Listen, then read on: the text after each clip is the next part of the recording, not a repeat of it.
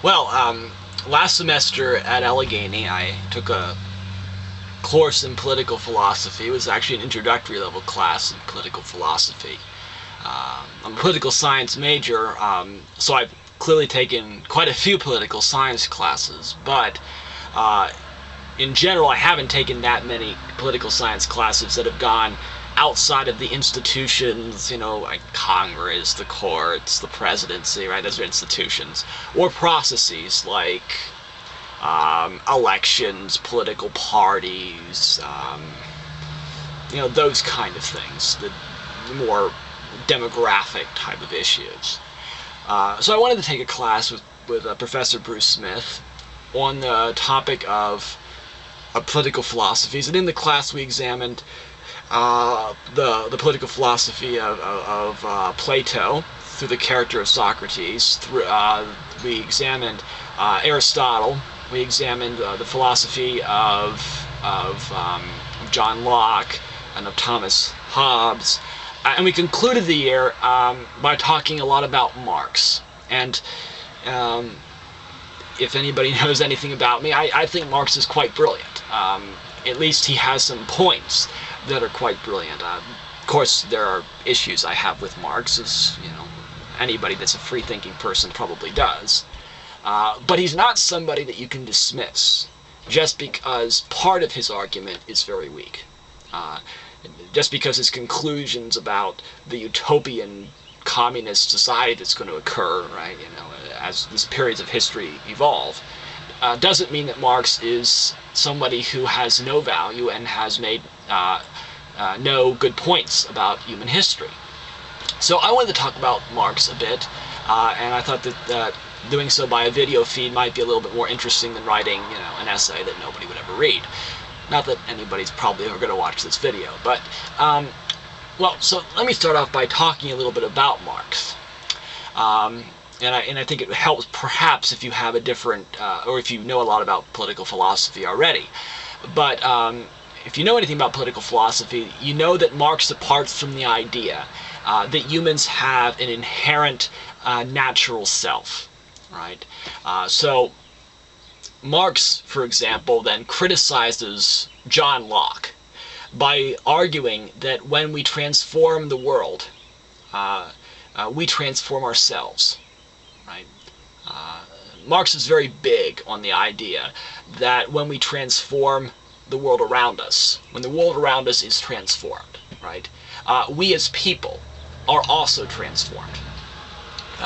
So what we mean by that is, to Marx, there is no fixed conception of human nature, right? We're not, if you ask the question, what is a human being, Marx would say, well, there isn't a fixed conception of what constitutes a human being. Our nature is not an inherent nature. Our nature is an historical nature. Human beings create a lot of things in life, and one of the things that human beings create is, in fact, themselves. Right? So, the idea, though, before I can go and talk any more about Marx, and I think this is an incredibly important point to note, is that when we think about Marx, we all have preconceptions. At least anybody who has an IQ over 120, I'm sure, has an opinion on Karl Marx. Somebody who has no idea about Marxist philosophy might not. If you're completely in the world of SpongeBob SquarePants or something, you might not know anything about Marx. But anybody who's even remotely intelligent probably has at least some understanding of Marx, at least within their own mind, about who they think Marx is, what they think Marx believes. They probably read the Communist Manifesto, which is one of Marx's actually very simple writings, very simply written at least. But so when we think about Marx, what we should first do is put aside all our preconceptions. We shouldn't, say, well, this is what I already know about Marx, and so when Andrew talks about Marx, let me assess what Andrew says versus what I already know about Marx. Because unless you've read, like, the Marx Engels reader, that nice bright red Norton reader that I've actually read, and I don't have it right with me right now, but it's a bright red reader.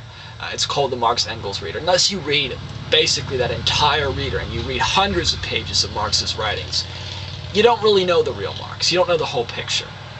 So let's read Marx, or if you do read Marx with an open mind. Put aside all the preconceptions that you might have about who Marx is and what Marx believed and all that kind of stuff. Well, so this, my first focus I want to talk about is Marx in terms of the following, right? Marx in terms of needs, Marx in terms of the satisfaction of needs, Marx in terms of the creation of new needs, right? So this is an important part of understanding Marx.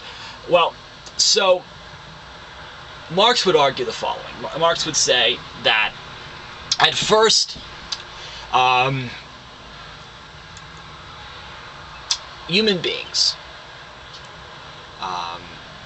in their first state, in their natural state originally, in that state, fire, for example, was not a need, right? Primitive humans could simply wander. They could wander from place to place. They could gather fruits and vegetables. You know, in essence, they could live off the land. And so in this primitive state, men and women, they lived pretty much, the same way. This is another point where, things have changed, as you can look at bourgeois society today. But in this primitive state, there were no gender distinctions, right? Both men and women needed to worry about more important things than whether men or women would be the dominant partner in relationships. Sorry, Senator Santorum for that. But people needed to all work together just to live, just to survive, right? Yet, eventually, humans discovered fire. They've achieved fire, I suppose you might say. And once they achieved the ability to make fire, fire became what we would call a social need. Right? And what I mean by that is, well, society began to structure itself around having fire. Men began to go hunting once fire was created, and the women would keep the fire going, right? Men would go out and hunt, women would stay home and keep the fire going. And that was because men were better suited, perhaps, in general, men were better suited for the heavy work, for the heavy labor of going out and hunting. Men's general physical structure is stronger than women's.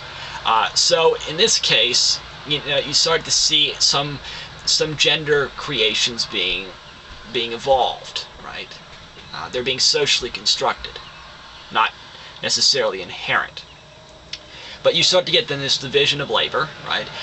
On the basis of being a man or on the basis of being a woman, right?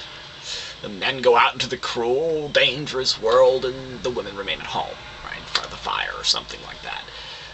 Well, so if that's the case, then you could say fire also might just fire itself. I mean, this is just one issue, right? You can talk about a lot of other things in this historical periods of time. But fire would lead to other changes as well. So, for example, fire would make it more likely that people would establish themselves in one place rather than be constantly moving, right? And then staying in one place would lead to what we call agriculture, right? The farming of the land. You're not just living off the land anymore. You're actually farming it and gathering crops. So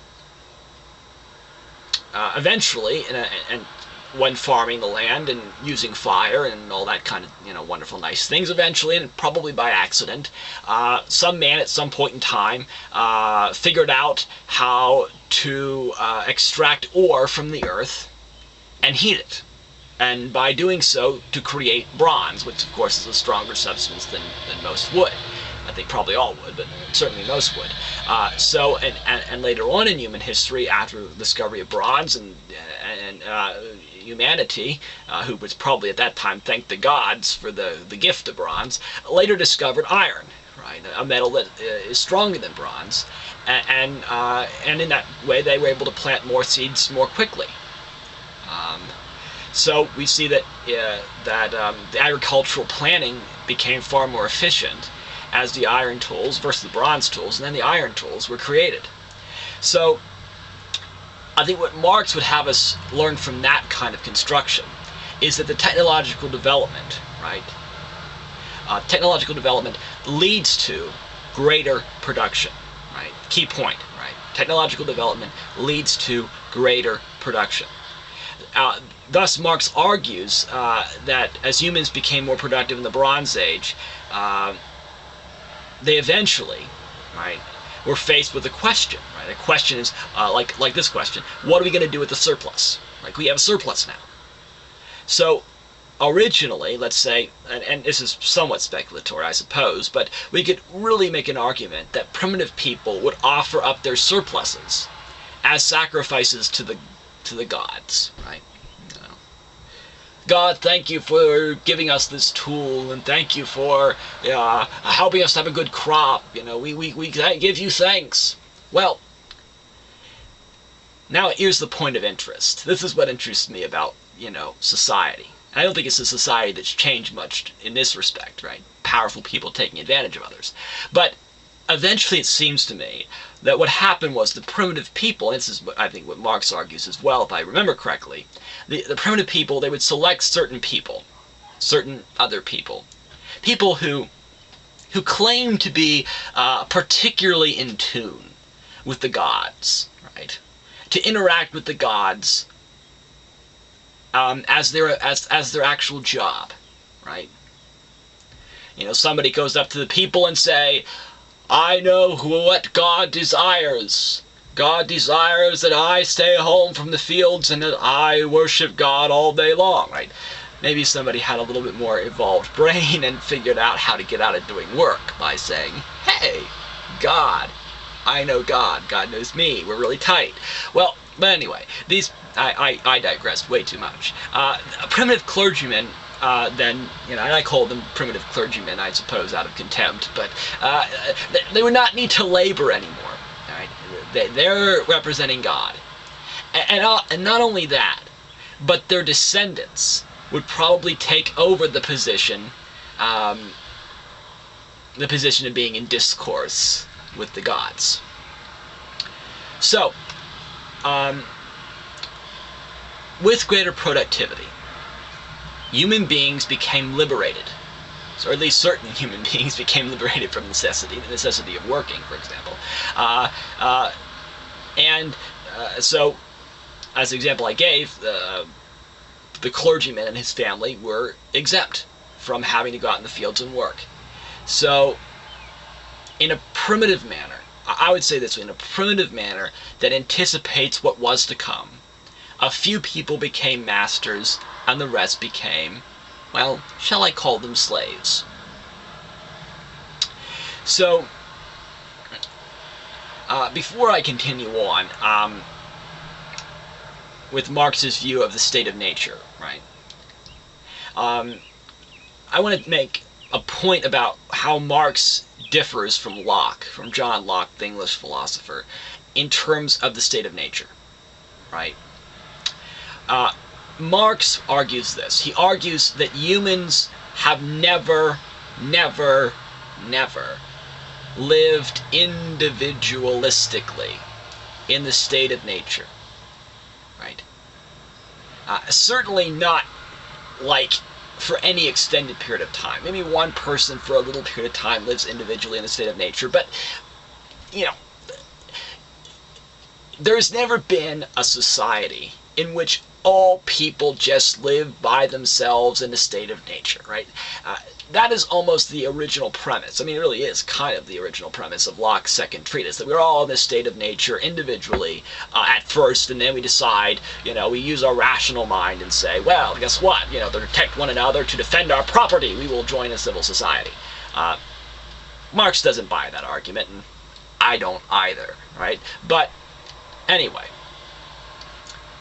Marx would claim that in the state of nature, right, in the primitive community, there was nothing but necessity. People in this primitive community, they needed one another, and they needed to behave collectively. They needed to share in order to survive in the primitive society.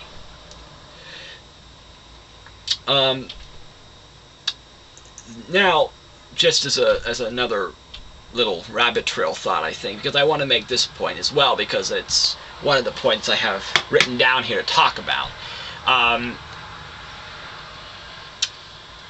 Almost everybody today, let me phrase the question this way, and I want to try to frame my little lecture, I suppose, in terms of questions. Well, so let me say it this way. Almost everybody today, it seems, in America at least, believes that capitalism is superior to feudalism, right?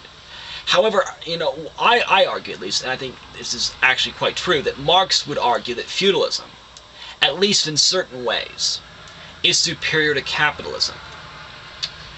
And so I guess the question could be, how is this argument created?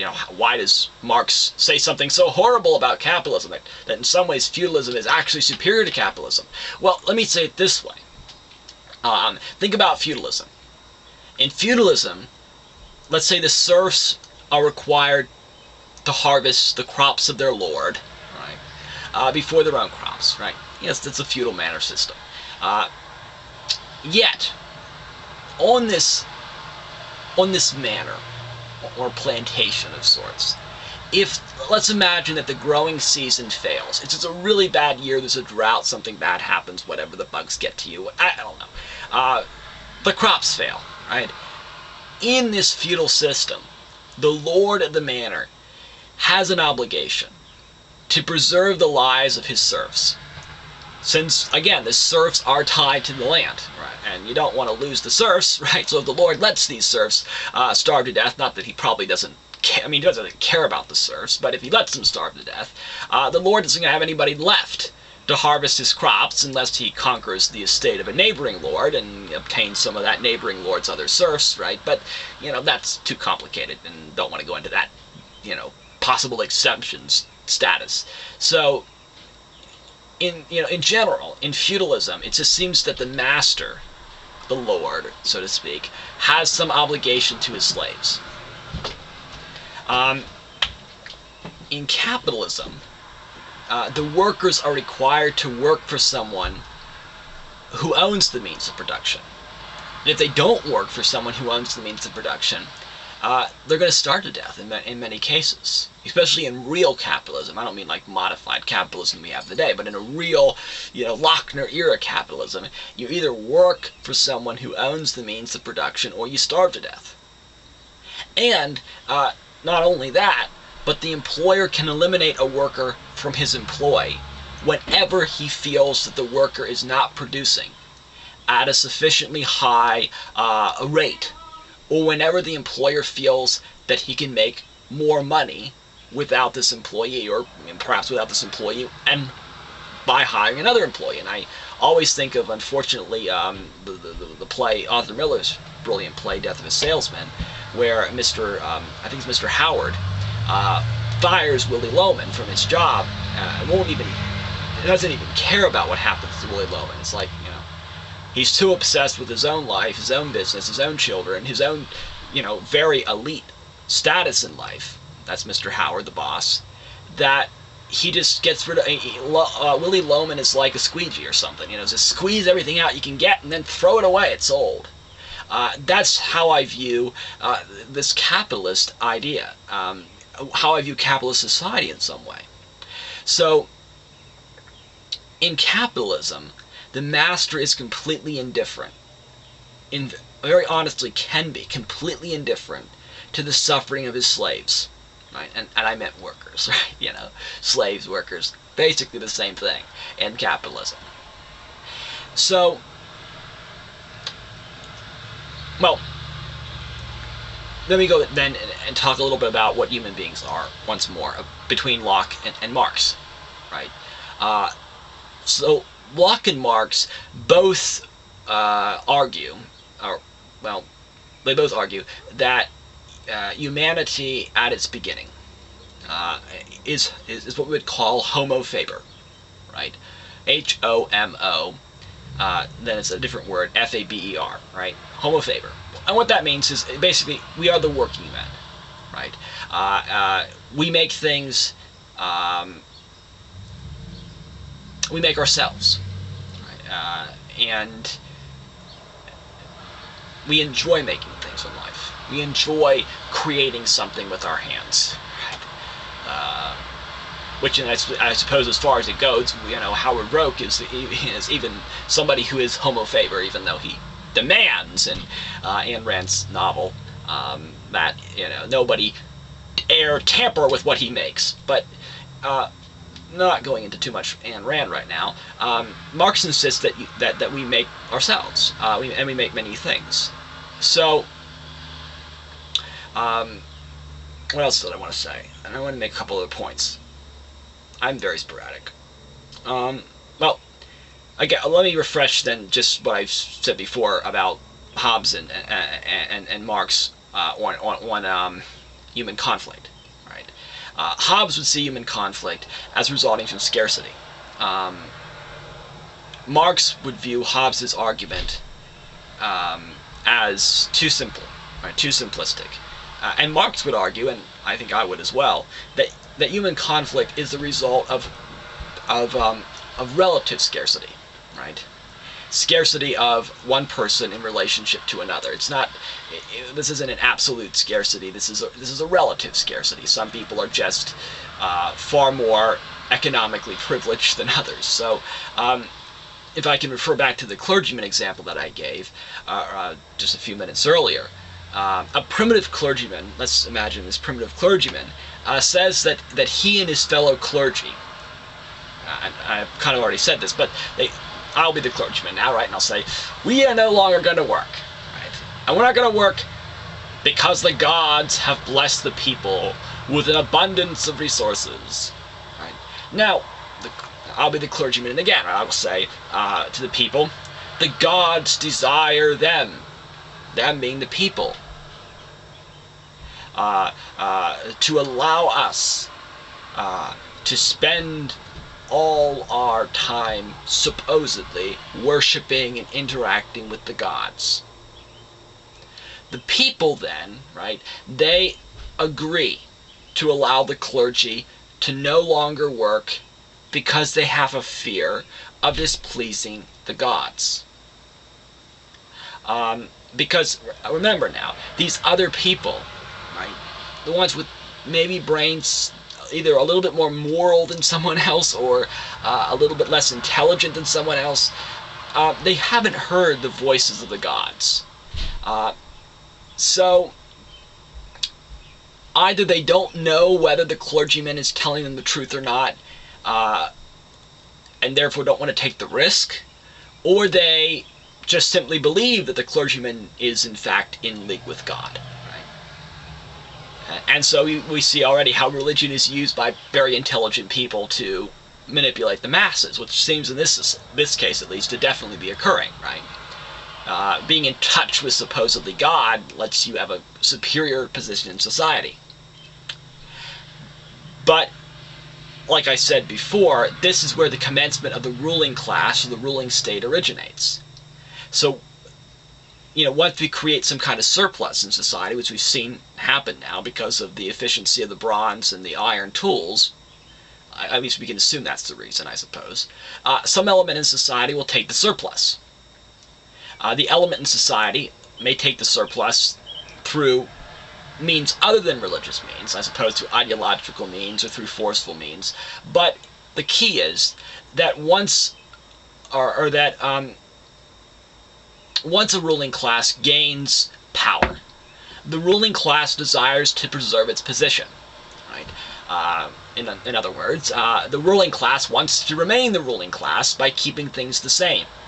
I would say by promoting a conservatism, right? Not a Reagan conservatism, but just a conservatism.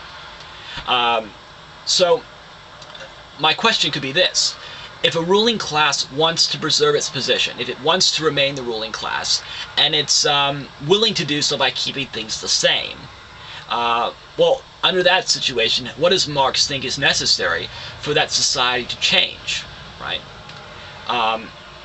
Well, Marx would argue that as the surplus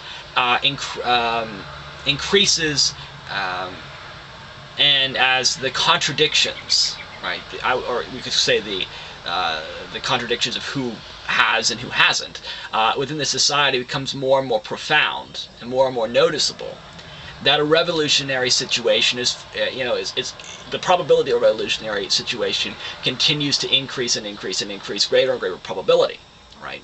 It's more likely to occur. However, and I think this is also key, there are sociological developments that must combine with certain ideological factors. For example, right, the oppressed masses of people must recognize that they are being oppressed, which requires some considerable perception, I think, unfortunately.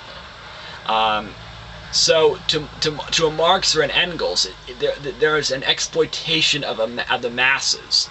It's going to lead to revolution, right? But really, and I think 20th century Marxist, or even more so neo-Marxist, would understand, and do understand, that it's not just that the masses must be exploited, right? There has to also be this important critical step between exploitation and revolution, and this important step is what we would call a class consciousness of the wrongs that have been done to them, right? Yet, I mean, the key here is, and I think this is pivotal, 20th century Marxists don't believe that this class consciousness is nearly as inevitable as Marx might like to think it would be. Sometimes the people need other people to awaken them to the injustice and contradictions within their society, and sometimes even with other people attempting and trying to wake them up, it's still really difficult. I think of Barbara Ehrenreich's wonderful book, Nickel and Dime, which I think now's a good time to tout it, right? It's a great book. I read it recently, or reread it recently. All these employees, not PhD Barbara, right? PhD Barbara knows, she has her PhD in molecular biology, so she's well informed about certain things. She lived through the 60s and the 70s, so she's well aware of that era. But she was shocked. Her husband actually was one of a member of Teamsters, I believe, the Teamster Union, a high up position in that union, if I remember reading it correctly. She talks a lot about being a wage slave in here, and I think that she has some very perceptive comments. But I suppose the point I want to make about it is the employees, the number of employees that said things like, if I can find it,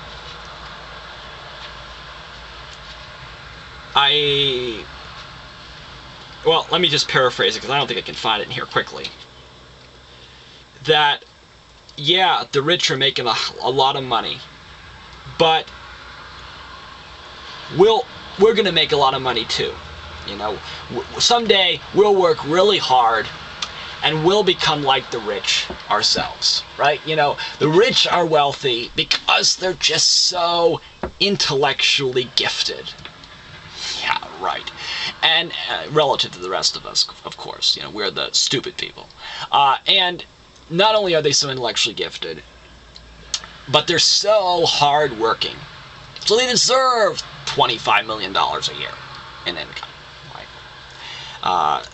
And someday we're going to be hardworking and we're going to make our fortune and we're going to, strike it rich too. Good luck on that point. It's not going to happen. One out of maybe a million times will it happen. If that. It's not likely to happen. Right? But there has to be, what I'm going back to saying off the rabbit trail is that we have to wake up to the injustices and the contradictions within our society. Marxists would argue that. And even if we don't want revolutionary change of any nature nearly as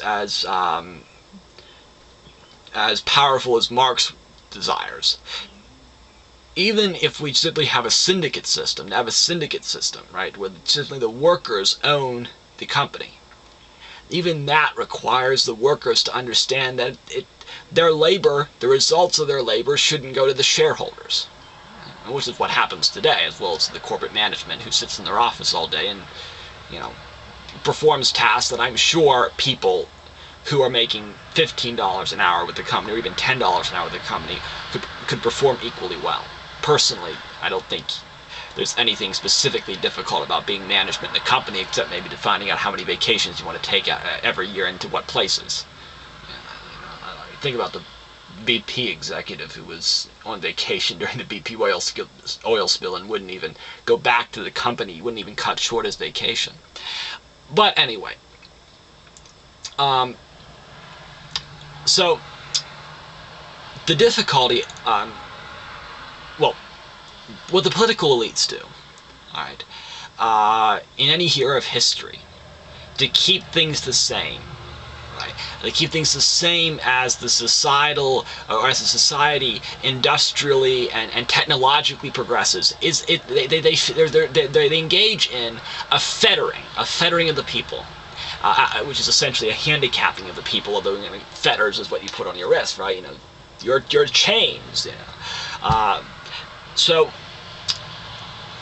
let me examine the concept of fettering during feudalism. Right, just as a given example before we move to the capitalist epoch. Well, so again, let's ask the basic question at first. What is the mode of production under feudalism? Well, clearly the mode of production under feudalism is agrarian. The serfs worked the land, and they worked the land for the manor, and they also worked the land for themselves. It was also very decentralized, right? So that's what it's a decentralized agrarian society, essentially. So, well, let's go through some steps. Basically how one may examine the evolution of feudalism from its beginning until the advent of the era of capitalism. So, step one. Originally, the feudal system worked well. Well, at least it worked as well as you could expect it to work.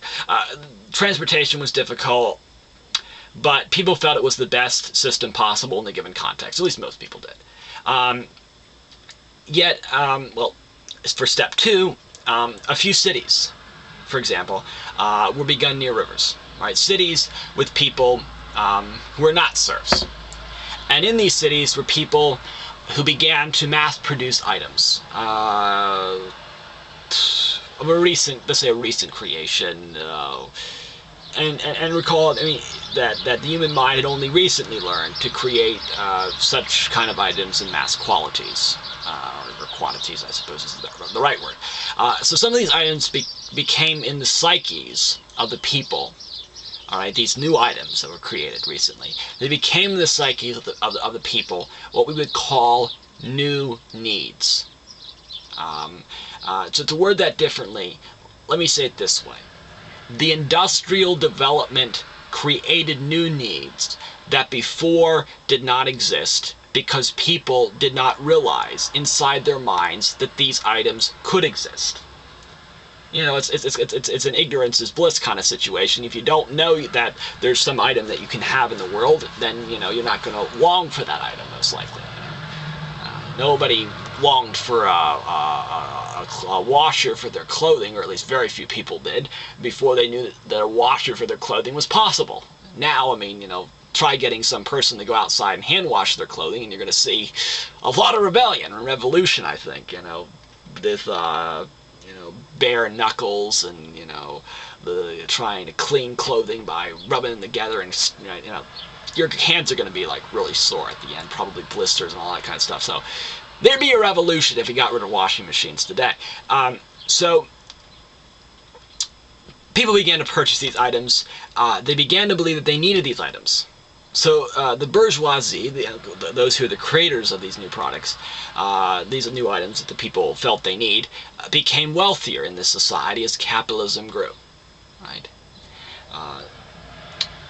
And so then for like a step three, we might say that the capitalists began to realize that they could produce even more if they put more capital. When we're talking about capital, we're talking about human capital, monetary capital, and physical capital, right, to work. Human capital being us, physical capital being like buildings and land and so forth, and then of course monetary capital is actually the wealth in society, the money.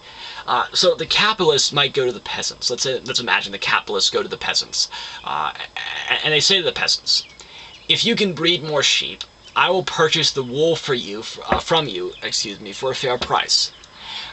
Before this, the peasants had no reason to breed more sheep than they personally needed, because they had no one to whom they could either sell the sheep or sell the wool. Instead, the peasants would spend their spare time engaging in, for example, leisure activities. Now, because the peasants could make money, they began to breed more sheep. The capitalists might then go to other peasants and say, you know, you as a peasant are particularly good at spinning wool. If I bring you a lot of wool, will you spin it for me? I will pay you. And then some peasants that are good at spinning wool are probably going to agree. So we see a division of labor that begins to occur in this society. Some peasants breed the sheep and shear the wool, other peasants spin the wool into cloth. For a step 4, we might say it this way: the capitalists eventually realize that we could say that, well, let's call it cottage industry, right? That the industry of moving, the industry of different places, industry, the peasants on different manors, right? A peasant on one manor grows or raises the sheep. Another peasant on another manor shears the wool. Well, that's too expensive. So in that case, we see the capitalists, and they attempt to relocate geographically, relocate their industry geographically. They seek to relocate their peasants, their human capital, from the manors of their former lords into the factories. So the workers, the workers, need to be transformed from peasants to proletariats. I think it's proletariats, so you call it proletarians, right? To workers. To the slaves, actually. However, we're in this feudal era of history. So as the peasants are legally, they're still tied to the land of the manors. So the capitalists, not out because they care one damn about the peasants, but they begin to proclaim in this era, right? Free the serfs! Everyone ought to be free to work at the locality in which he or she desires. How kind of the capitalists, is it not? Well, and of course it's all because the capitalists want to make more money and have more power for themselves. But the aristocrats on the manor, who are themselves not very nice people, they don't want to lose their serfs. They don't want the serfs to go work for the capitalist and attempt to prevent, so they attempt to prevent their serfs from leaving, right? Which seems, I suppose, what anyone would do. So the 5th step during this feudal epoch is that a revolution becomes necessary. There's a revolution that's needed to overthrow the feudal system and to free the serfs, right, before the capitalist state can truly be created. So, usually what ends up happening, as Marx would probably argue, is that there's going to be a revolution, and it's going to be a violent revolution, a revolution like the French Revolution, for example. And when you can think about the French Revolution as being such a good example of industrial progress and of a capitalist revolution overthrowing the existing feudal state, by simply thinking about the guillotine, right? It's an instrument that was created by some innovative inventor, right?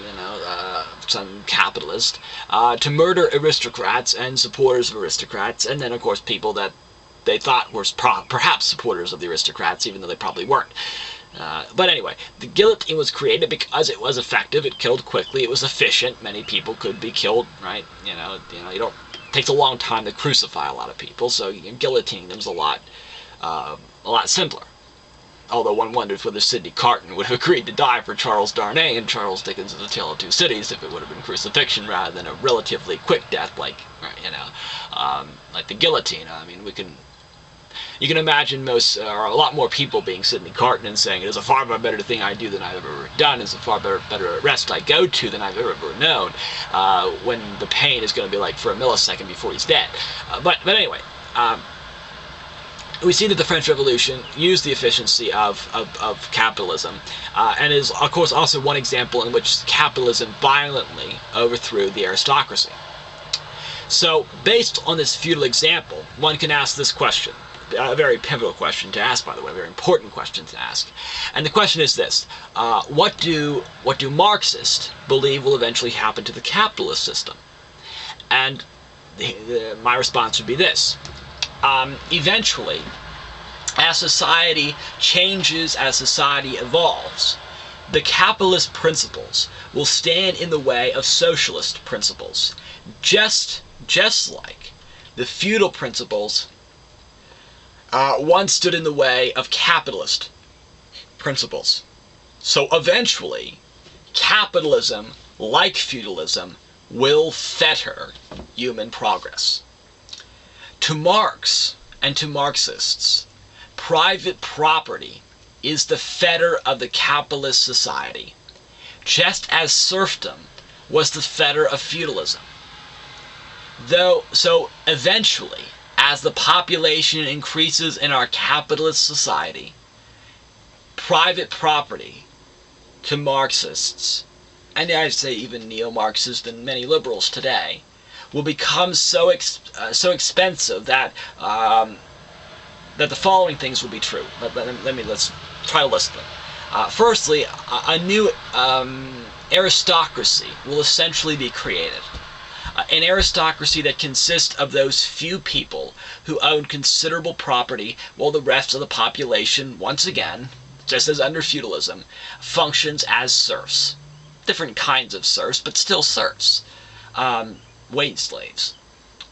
And when this occurs, or after this occurs, and this is of course if the socialist practices are not incorporated, the result will be a revolution. One that will overthrow the capitalist order and will institute a communist system that will abolish private property. Now, one could argue, and I would argue, that there have been certain social changes made. Steinbeck's The Grapes of Wrath is a good example of a novel that ended up influencing popular opinion. I mean, we needed Roosevelt's public works programs, right, to help put people back to work in the Great Depression when the capitalist market, which I would say was being manipulated by internationalist bankers, right, and also big business interests to try to get as cheap a labor as possible. But even with that, capitalism, because of actions of powerful people in powerful positions in society, were leaving families like the Joad family at the point where they were either going to pick apples for a few cents a bushel or they were going to starve to death. And if you remember, that film, or well, the book or the film, I think the film is also particularly good. Tom Joad being played by Henry Fonda playing Tom Joad, talking about how he's going to go out and fight the injustice at the end of the film. And talking about how we're people, the Joad family, especially Tom Joad, repeating that assertion that we're human beings. So, but anyway, it was a very popular book when it was first published. It's still well read today. And I think that's all I want to say in this video. I want to continue talking about Marxism in a later video, but I think I'm going to take a little break for now before we talk about, more concepts that Marx, not just Marx, but concepts that Marx would probably consider important, concepts that Marx might have advocated, or at least even maybe expanding some of what Marx in fact does advocate in his writings, to better understand our current system today under American corporate capitalism. Hope I was clear enough and you understood something of what I had to say, even if you may not have understood it all. My fault entirely.